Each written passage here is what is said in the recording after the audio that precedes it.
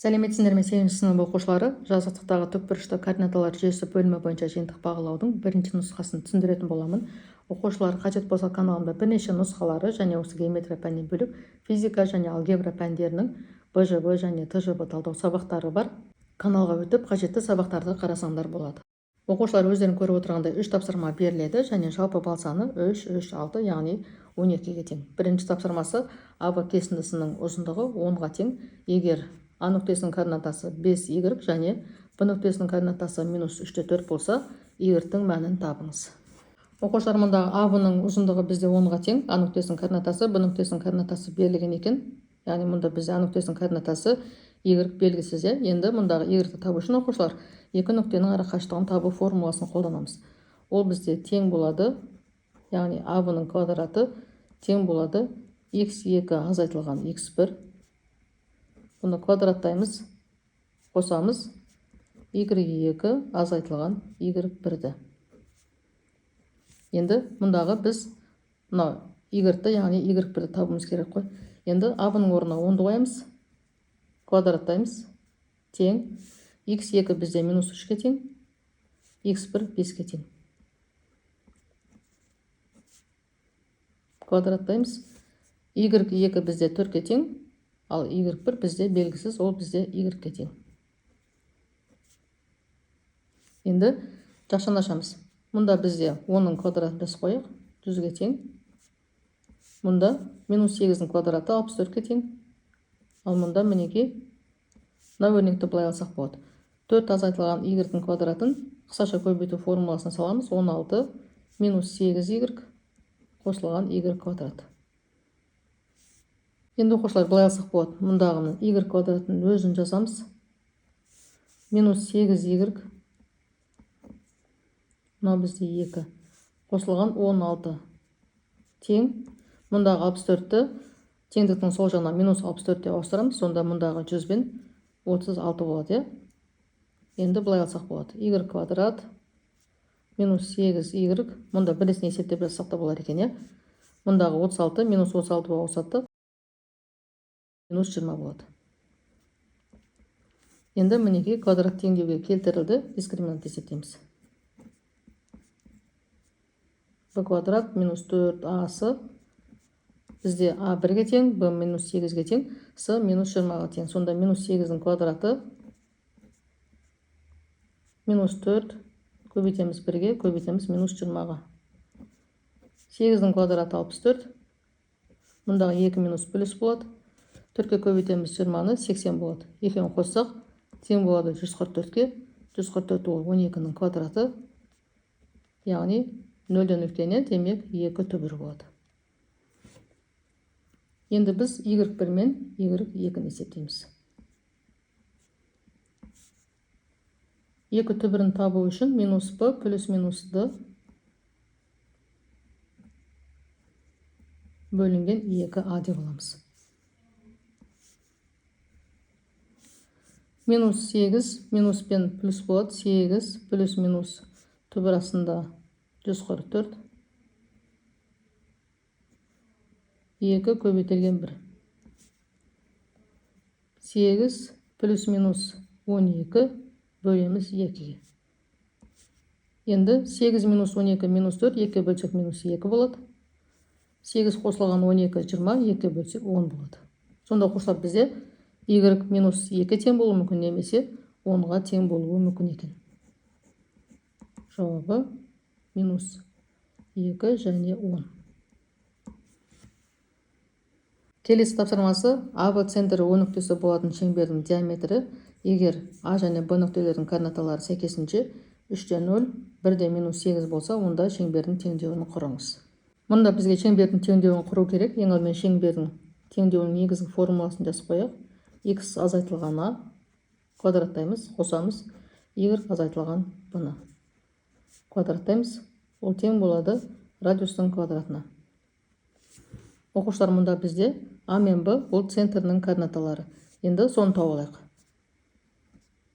Центрінің координаталары деп мұнда жазып қояйық.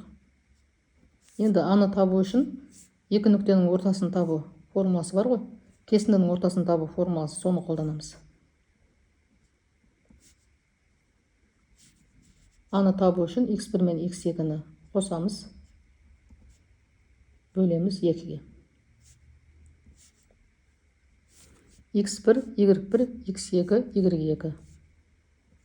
3-ге қосамыз 1-ді, бөлеміз 2-ге, тең болады 2-ге. Сол сияқты бұның координатасын табу үшін y1-ге қосамыз y2-ні, бөлеміз 2-ге. 0-ге қосамыз минус 8-ді, бөлеміз 2-ге. Минус 8 бөлінген 2, сонда тең болады минус 4-ге. Сонда оқушылар O нүктесінің, яғни центрдің координаталары 2-де минус 4 болады екен. Енді мұнда бізде А мен Б белгілі, енді бізге табу керек радиусты. Радиус табу үшін оқушылар, жалпы радиус бізде тең болады ОА-ға немесе ОБ-ға, яғни мұндағы ОА-ны алсақ болады, немесе ОБ-ның арасында арақашықтығын тапсақ болады, немесе мұндағы диаметрді 2-ге бөлсек болады. Енді диаметрін тауып алайық. АБ тең болады x2 азайтылған x1. Осыны квадраттаймыз, қосамыз y2 азайтылған y1-дің квадратын. Мұнда түбірге аламыз.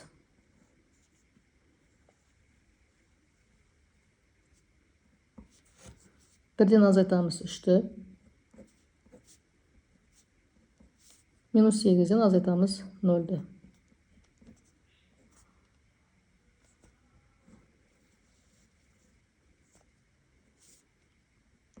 Мұнда азайтсақ минус 2 болады, квадраттасақ 4 болады. Мұнда минус 8 квадраттасақ 64 болады.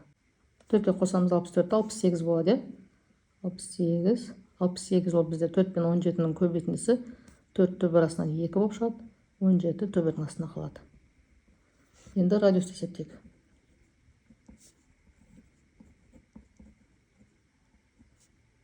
АБ-ны 2-ге бөлеміз. Мұндағына 2-лер қысқарады, сонда бізде радиус тең болады екен түбір асты 17-ге. Енді мұнда кеп қойық. X азайтылған А бізде 2-ге тең. Y азайтылған Б бізде минус 4-ге тең. Мұндағы минус пен 2 минус плюс болады, Y қосылған 4 болады. Оқушылар, бізде радиус түбір асты 17-ге тең болатын болса, радиустың квадраты тең болады. Екі жақты квадраттаймыз ғой, сонда түбір кетіп қалады, 17-ге тең болады. Сонда мұнда біз радиустың квадратына 17-ні қоямыз.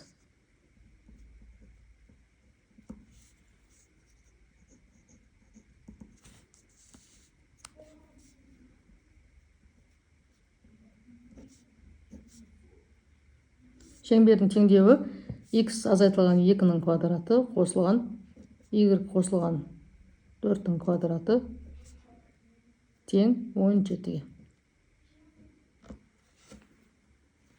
Соңғы тапсырмасы АБС үшбұрышының төбелерінің координаталары мінеке мұнда берілген екен. А нүктесінің координатасы, Б нүктесінің координатасы және С нүктесінің координатасы.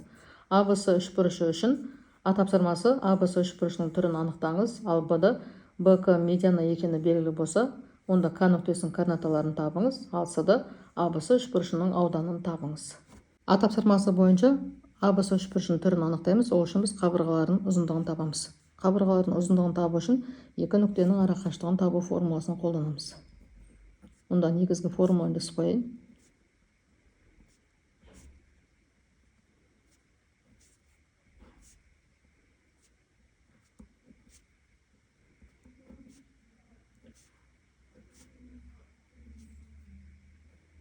Барлығын түбірге аламыз.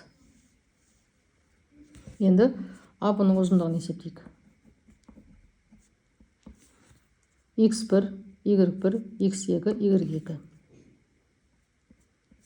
5 азайтылған 3. Қосылған 8 азайтылған 4. Кішкене ұзақтау есеп оқушылар. Бірдестен есептеп жазып кете берейік. Мұнда азайтсақ 2 болады, 2-нің квадраты 4, мұнда азайтсақ 4 болады, 4-нің квадраты 16, 4-ке қосамыз 16, 20 болады. 20 бізде 4 пен 5-нің көбейтіндісі 4, 2 болып шығады, 5 қалады. Бұл бізде А-ның ұзындығы. Енді В-сын есептейік. Былай аламыз енді. X1, Y1, X2, Y2.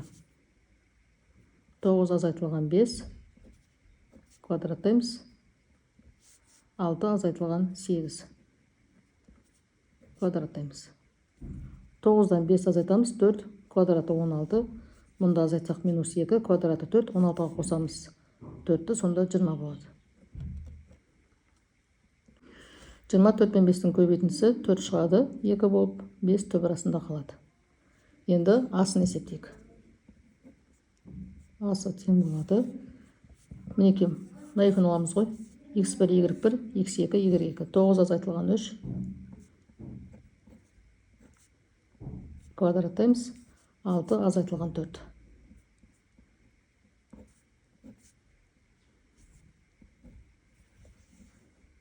Тоғыздан 3 азайтамыз, 6 квадраты 36, мұнда 2 квадраты 4, 36-ға 4-ті қосамыз, 40 болады.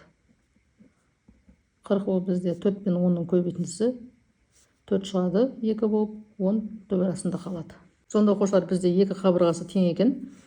АВ мен В-сы тең. Демек, мұндағы үшбұрыш бізде тең бүйірлі үшбұрыш. Жауабы тең бүйірлі үшбұрыш. Немесе бетекші. Үшбұрыш АВ-сы тең бүйірлі.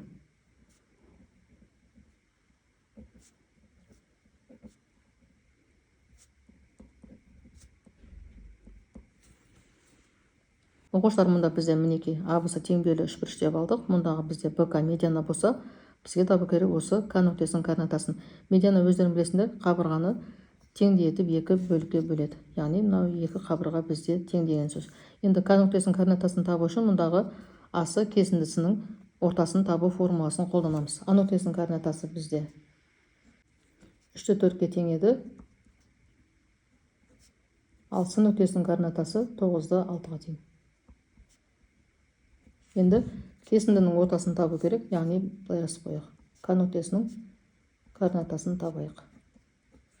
X-ті табу үшін X1 мен X2-ні қосамыз.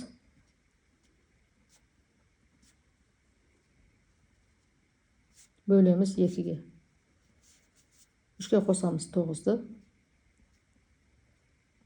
Бөлеміз 2-ге тең болады 6-ға. Y-ті табу үшін Y1 мен Y2-ні қосамыз. Бөлеміз 2-ге. 3-ке қосамыз 6-ны. Жоқ, 4-ке қосамыз 6-ны. Бөлеміз 2-ге, сонда тең болады екен 5-ге. Сонда оқушылар, бізде жауабы К нүктесінің координатасы 6 және 5-ге тең. Енді келесі С тапсырмасы бойынша бізге табу керек осы үшбұрыштың ауданын.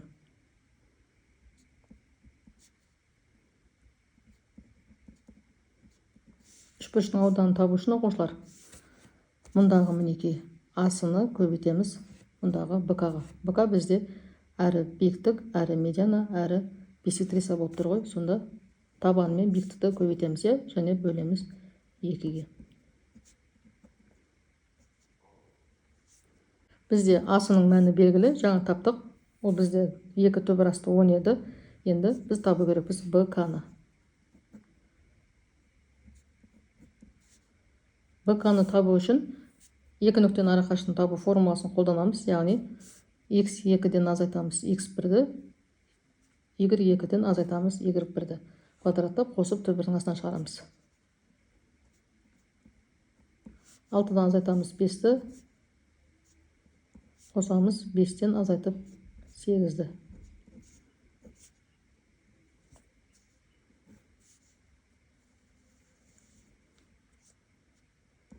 К нүктесінің координатасы мінекей 6-да 5, ал Б нүктесінің координатасы бізде жаңа 5-те 8 еді. Енді мұнда азайтсақ 1 болады, квадраты 1, Мұнда айтсақ -3 квадраты 9 болады.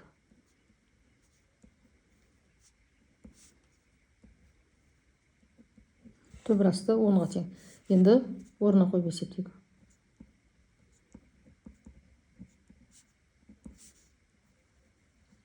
Асы бізде жаңа табылған еді. 2 төбір асты 10-ға тең. БК төбір асты 10-ға тең. Бөлеміз 2-ге. Мұндағына 2 қысқарады. Төбір асты 10 мен төбір асты 10 көбейтсек, төбір асты 100 болады.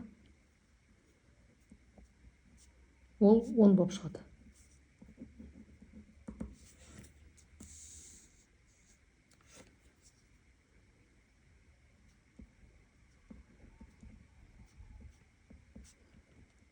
Сонда оқушылар үшбұрыштың ауданы бізде 10-ға тең екен. Түсінбеген есептерің болса пікірге жазып қалдырсаңдар болады. Каналға жазылып, лайк басып, жеке өздерінің пікірлеріңді қалдыруды ұмытпаңдар. Сау болыңдар.